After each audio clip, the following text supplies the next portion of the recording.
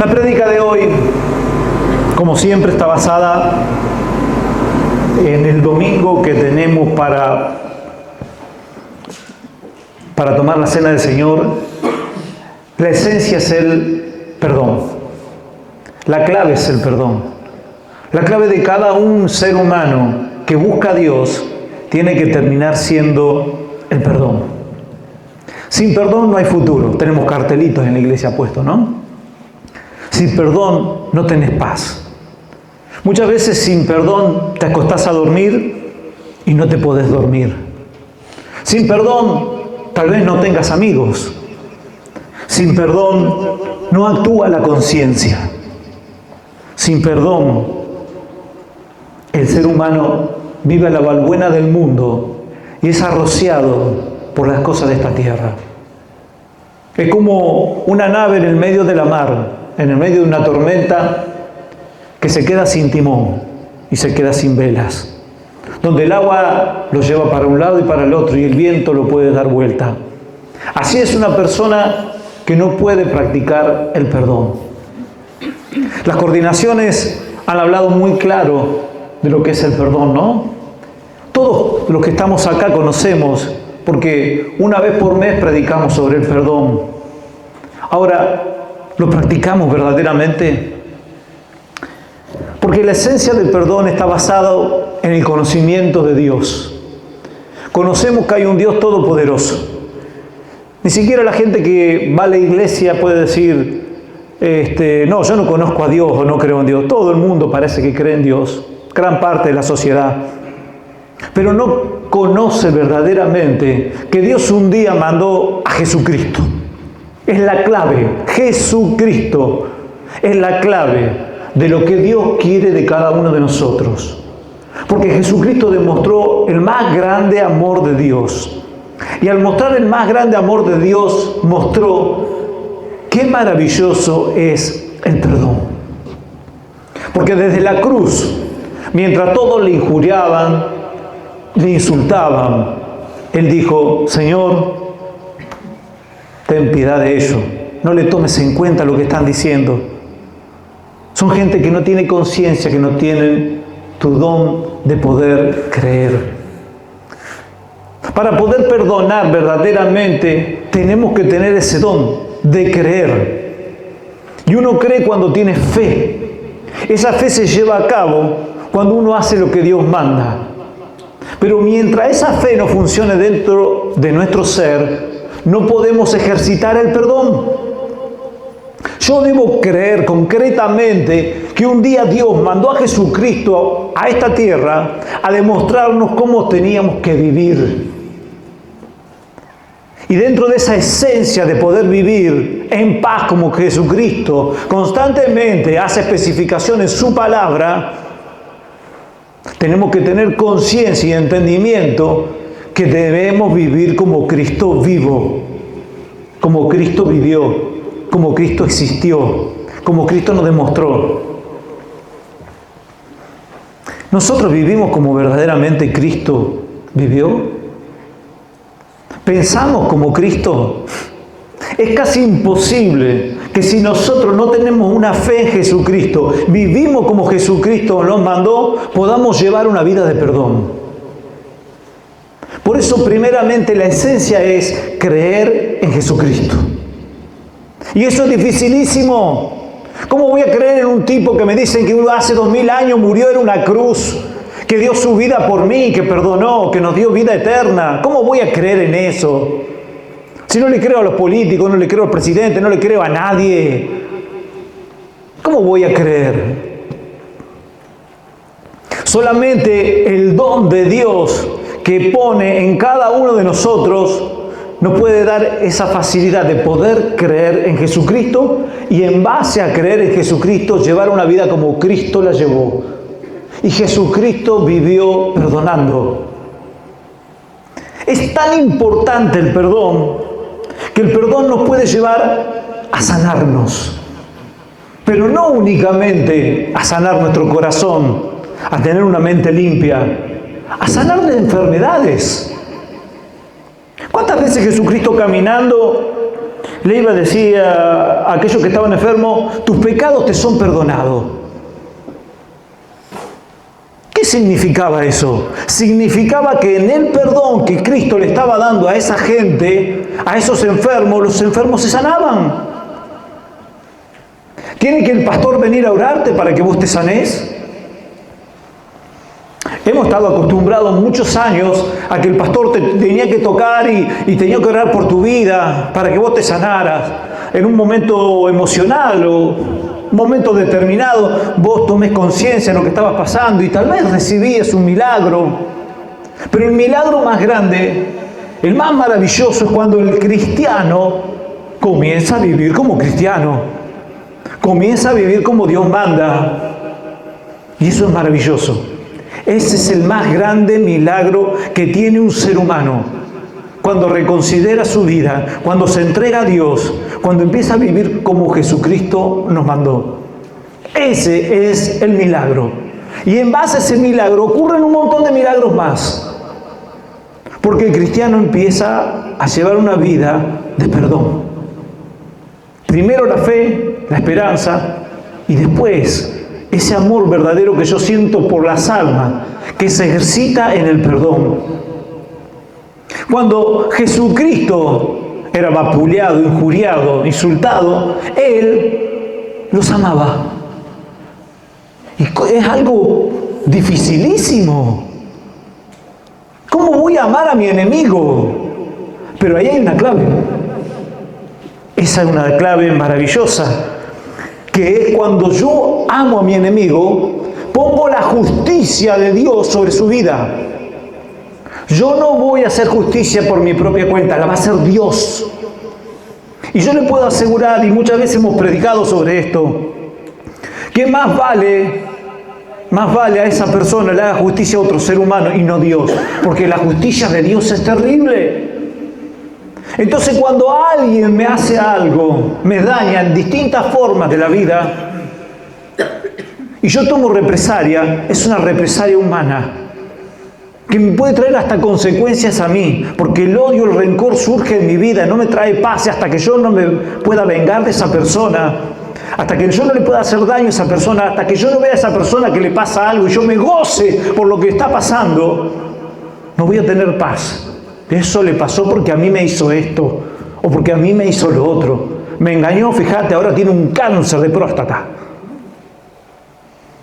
O aquella mujer me engañó, mirá ahora, cáncer del útero. Guarda, me joda lo que estoy diciendo. Cada cáncer tiene una causa. Hasta en la parte medicinal usted se va a encontrar con diversas causas de cáncer que son por diversas actitudes humanas. Y esto ya no lo digo en la parte espiritual, lo digo en la parte científica. Aunque usted no lo crea. Hay que googlear, dijo. Ahora, qué maravilloso es, ¿no? Porque Dios compensa todas las cosas. Cuando yo perdono a alguien y empiezo a orar por esa persona que me hizo daño, ¿cómo voy a orar? Voy a orar, Señor, haz justicia con esa persona. Mátalo, asesínalo, destrúyelo. ¿Sabe que hay una confusión muy grande entre el Antiguo Testamento y el Nuevo Testamento? Jesucristo desparrama amor, misericordia, piedad y perdón. Pero yo voy al Antiguo Testamento y leo los Salmos, y esto es para tomar muy en cuenta, y el rey David no oraba de esa forma. ¿Ustedes leyeron los Salmos? ¿Qué decía David? Señor, destrúyelo, aniquílalo. Pero de repente me encuentro con Jesucristo, que decía, ten piedad, ten misericordia, perdónalo. ¡Hey! Guarda, Guarda cómo leemos la palabra de Dios. Sabemos muy bien por todas las que pasó David, que si bien era misericordioso, pero cuando se le saltaba la chaveta, quería el juicio de Dios urgentemente, la destrucción de las personas. Hoy el creyente, el Hijo de Dios, lo que está pidiendo es el perdón. Señor, a esa persona que me hizo tanto daño, que algún día se arrepienta, que algún día lo pueda haber sentado en la iglesia, que algún día lo pueda haber sentado en el medio de este culto alabando y glorificando a Dios, arrepintiéndose. Es más, Señor, te pido que lo traiga y que se convierta, y te pido que ni siquiera me venga a pedir perdón de lo que me hizo. No quiero que me venga a pedir perdón, quiero que se convierta, quiero que cambie su vida.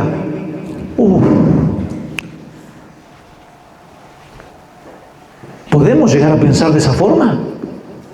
Bueno, es la forma que pensaba Jesucristo. Por eso es tan grande la palabra cristiano. Y cuando vos orás de esa forma, tenés paz. Y te vas a acostar pensando que la voluntad de Dios se va a hacer. Porque vos no estás orando para que tus enemigos caigan destruidos, aniquilados. Estás orando para que esas personas que en un momento de inconsciencia humana, carnal, animal y diabólica te hicieron daño, para que la justicia de Dios se haga. Como dice el apóstol Pablo, ascua de fuego pondrá sobre su cabeza. Mi perdón, mi amor es el que condena. Ahora, si yo no ejercito el amor para con mi prójimo y teniendo ese perdón sobre esas vidas, Dios nunca va a actuar. Nunca vamos a ver la justicia de Dios. Y después está la otra parte. Cuando vemos la justicia de Dios sobre aquellos que me han hecho daño, no te goces. Porque esa es la otra. Nosotros estamos esperando que la justicia de Dios se haga, o para bien o para mal. Y cuando la justicia de Dios se hace, no sea cosa que vos te alegres de la justicia de Dios que vino sobre esa persona. Gracias, Señor, porque hiciste justicia, porque le agarró esta enfermedad, porque chocó, porque se mató, porque se suicidó. ¡Ey! No te goces. Porque la palabra dice, no sea cosa que te vuelva a vos. Todo lo que el hombre sembrare, eso es lo que va a cosechar. Si sembramos amor, vamos a recibir amor. Si tenemos misericordia, vamos a recibir misericordia. Si perdonamos, vamos a perdonar. Por eso es tan esencial la última parte del Padre Nuestro. Señor, perdona nuestras deudas, como nosotros perdonamos a nuestros deudores. ¿Verdaderamente los perdonamos? No nos deje caer en la tentación, más líbranos del mal. Porque tuyo es el reino, el poder y la gloria. Porque si vosotros no perdonáis a vuestros deudores, vuestras ofensas, vuestro Padre Celestial tampoco perdonará a vosotros vuestras ofensas. Tampoco. Podés estar 40 años en la iglesia, que si no ejercitaste el perdón, no sirve de nada. De nada. Sos uno más sobre la faz de la tierra, llevando odio, rencor y ambición. ¿No haces diferencia? No hacemos diferencia si no perdonamos. ¿Qué diferencia voy a tener con los que viven en los demás del pueblo? Que no buscan a Dios un día domingo. ¿Qué diferencia voy a tener si no perdono? Libro de Proverbios, capítulo 6, versículo 16. 6 cosas aborrece Dios, y aún 7 abomina su alma: los ojos altivos, la lengua mentirosa, la mano derramadora de sangre inocente, el corazón que maquina pensamientos inicuos, los pies presurosos para correr al mal, el testigo falso que habla mentiras, y el que siembra discordia entre los hermanos. ¿Ha escuchado hermanos que hablan mal de los hermanos? Siempre lo decimos, ¿no? Pero ¿lo seguimos ejercitando? ¿Hemos cambiado? ¿Por qué no podemos perdonar? Hay algo que todavía existe en la vida de nosotros los creyentes, que no nos permite llegar a tener ese perdón total sobre la persona. Y es una palabra clave de la cual siempre hablamos: nuestra soberbia. Fluye la soberbia en nosotros, fluye la altivez. Y cuando existe la soberbia, la altivez, el yo dentro de nosotros, no nos permite perdonar. No hemos comprendido verdaderamente lo que significa ser cristiano. No hemos llegado a tener la fe suficiente para entender y comprender que Dios es el juez. No podemos perdonar. Una de las segundas cosas que Dios aborrece es la mentira. ¡Oh! Y hay algo terrible en la mentira. Nos mentimos a nosotros mismos cuando mentimos. ¿Se da cuenta de eso? Que cuando nosotros mentimos, nos mentimos a nosotros mismos. Porque creemos que en la mentira estamos zafando de algo y no estamos zafando de nada. Dice que todas las cosas se van a dar a luz. Va a pasar el tiempo, vas a pasar un día, un año, 10 años, pero tarde o temprano tu mentira sale a florecer. Y si vos sos una persona de mentira conociendo a Dios, estás en grave problema. No conociste quién era Jesucristo.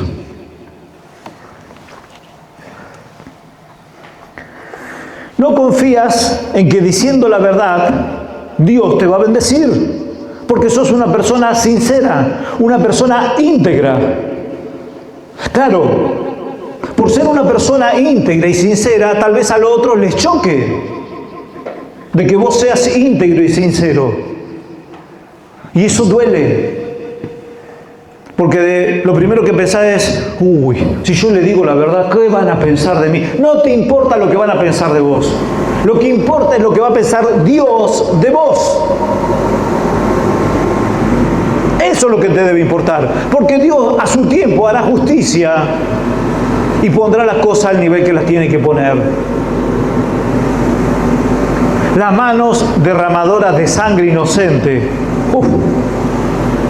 Y como nosotros recorremos la palabra de Dios, nos encontramos con Abel y Caín, Caín y Abel. ¿Por qué lo mató Caín a Abel? Por envidioso, por celos, porque su hermano era mejor, porque su hermano ofrecía mejor cosa a Dios, porque Dios bendecía a su hermano. Y él tuvo celos, envidia de su hermano. ¿Pueden existir dentro de la iglesia de Jesucristo personas que tengan envidia de su hermano? Si tu hermano prospera y ve que sale adelante en cualquier negocio de lo que está saliendo, ¿vos le tenés envidia, celo? ¿O verdaderamente va a decir, ¿qué está haciendo este con Dios para que sea prosperado? ¿Por qué Dios lo está bendiciendo de esta forma a esta persona? En vez de tener celo. Guarda, que no caigamos en esa trampa. Verdaderamente tenemos que tener una conciencia de acuerdo a la que tenía nuestro Señor. Jesucristo nos enseña a que nosotros debemos desear el bien de los demás. Y cuanto más en la familia de Dios, en la casa de Dios, en los hijos de Dios, yo debo desear que a esa persona que cree en Dios le vaya bien. Vas a tener celo y vas a tener bronca de que tu hermano sea prosperado. En vez de tomar el ejemplo de la buena forma de vida que está llevando porque es prosperado, guarda. Te puede llevar hasta la muerte o ser un asesino, como fue Caín sobre Abel. Dios nos guarde de tener celo de nuestros hermanos. De tener celos de un hermano que, el hermano, el Tuki se junta todos los días a comer asado con Marcelo. Viste que nosotros no tenemos afinidad, pero el Tuki vive comiendo asado con Marcelo. Y ya tenés celo porque el hermano está siempre con Marcelo. Es una amistad que tenga él, una afinidad que tenga con el Tuki o con cualquier hermano. ¿Por qué no? Pero a mí no me dijeron nada, no me invitaron. Y empiezan los celos y te empieza a carburar la cabeza de tal forma que el diablo te hace creer que los otros son malos y que vos sos bueno. Podemos llevar a la muerte a cualquiera, ¿no?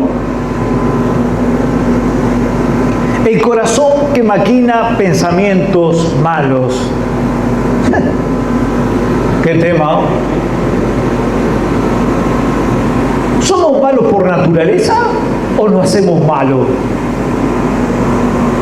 ¿Nacemos con maldad o la vamos haciendo en el transcurso del tiempo de nuestro crecimiento?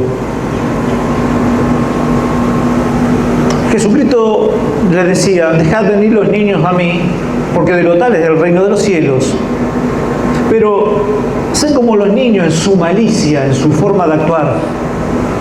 Vieron que los niños se pueden estar en el jardín y bueno, aquellos que están en el jardín o que tienen un chico en la escuela, ven que los chicos se pelean, se agarran la piña, qué sé yo. Y después se agarran a piña a los padres, pero ese es otro tema. Pero el tema es que a los 3 días usted los ve a los chicos otra vez jugando juntos. Porque ellos no toman conciencia de la maldad. Pero mientras van creciendo, la maldad que algunos tienen sigue siendo ejercitada. Le echamos la culpa a la sociedad muchas veces de la maldad que hay en nuestro corazón. El tema es cuando el hombre tiene raciocinio y entendimiento y sigue constantemente con esa maldad en su corazón. De supuesto que hay gente que ya está en esta tierra que está exclusivamente para hacer el mal. Hay gente que ya nace con maldad y que muere con maldad. ¿Cómo tenemos que actuar con eso? ¿Y sabe para qué Dios permite que haya gente mala? ¿Para qué Dios permite que haya gente mala?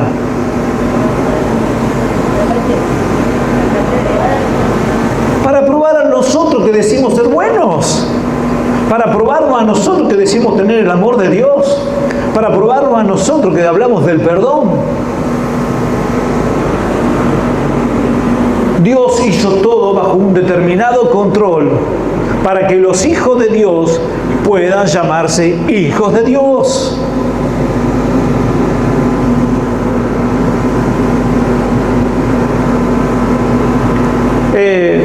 Los pies presurosos para correr al mal. Esta gente es impresionante, ¿no? Porque la mayoría son gente muy inteligente y muy capacitadas. Siempre hacemos los chistes de los políticos, ¿no?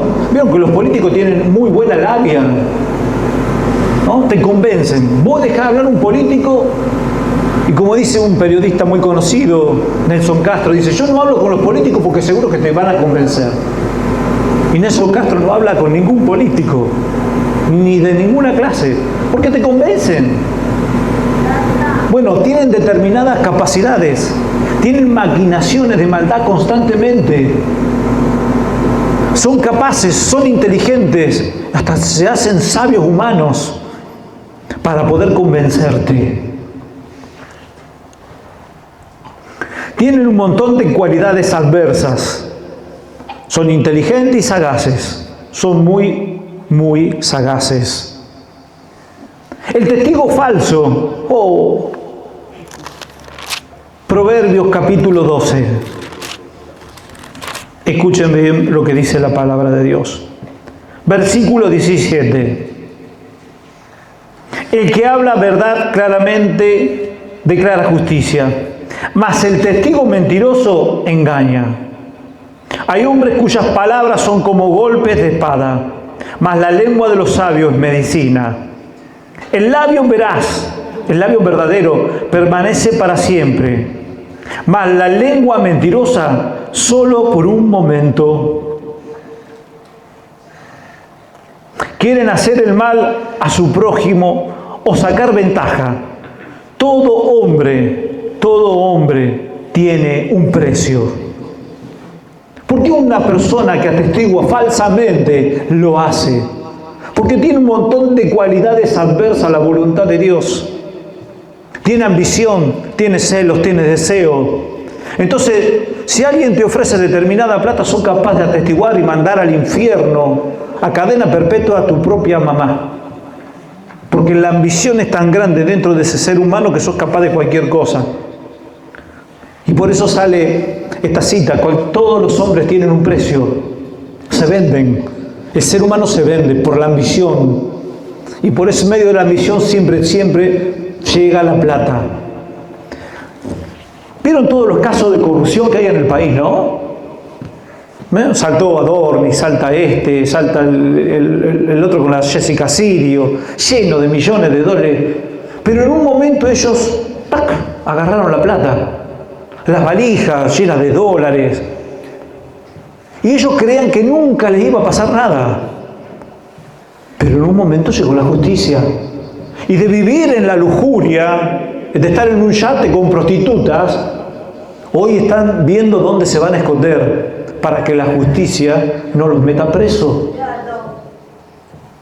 Tarde o temprano, la mentira, el engaño y la injusticia se cortan.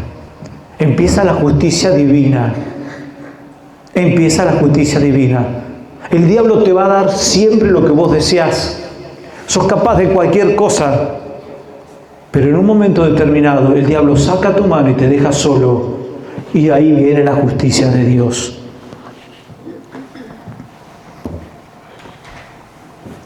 El testigo falso que habla mentira.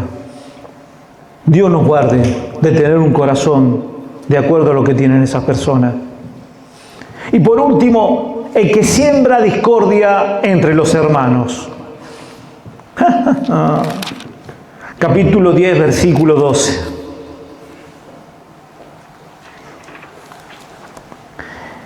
El odio despierta rencillas, pero el amor cubrirá las faltas. El odio despierta rencillas.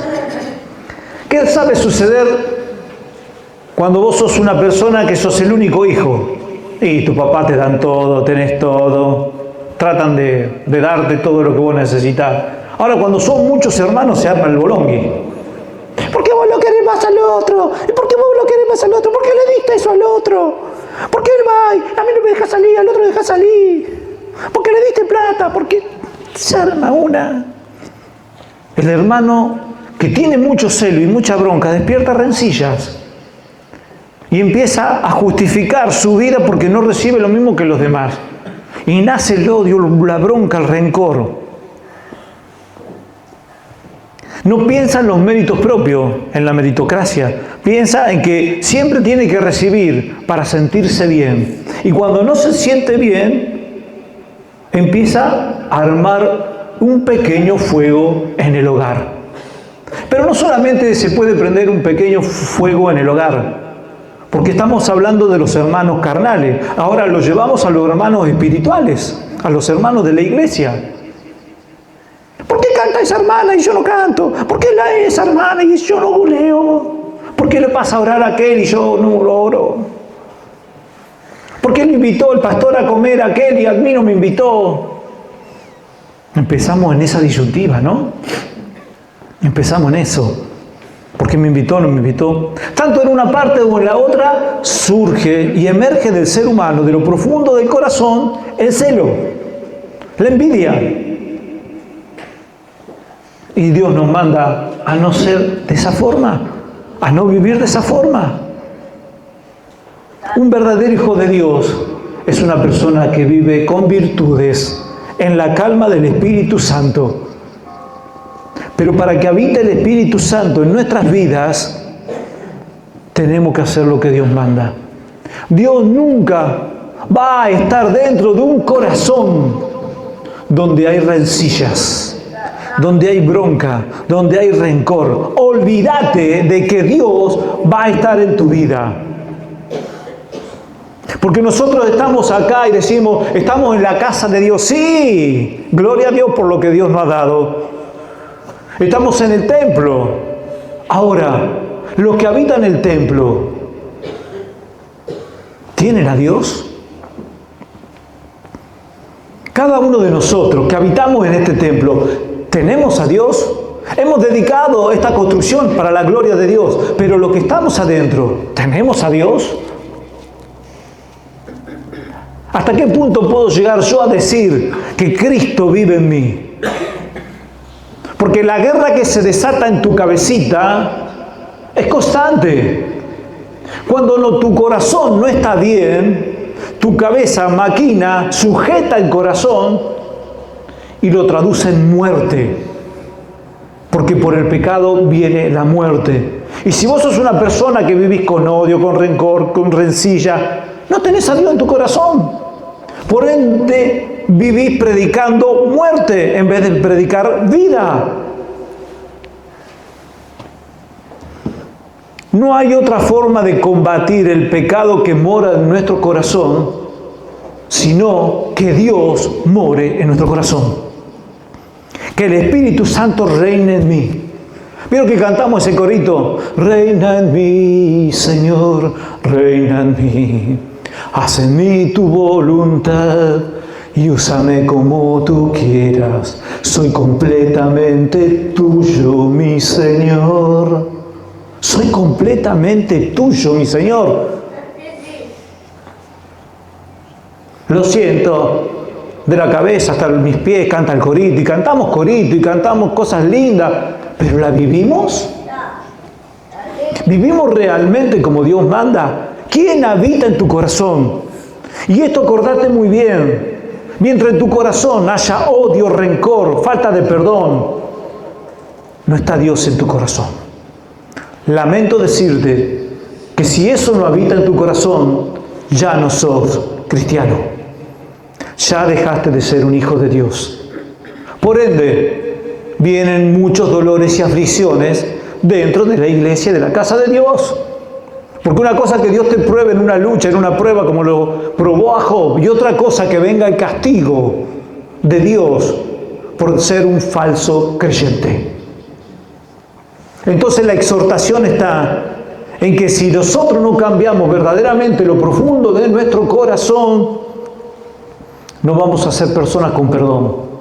Y si no hay perdón, ya dejaste de existir. ¿Entendió bien?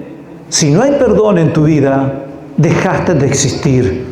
Porque vos crees que respirás, que caminás, que andás, que circulás por la faz de la tierra, que te llenás de deleite, de gusto y de todo lo que trae emocionalmente el mundo. Pero estás muerto. Estás muerto en vida.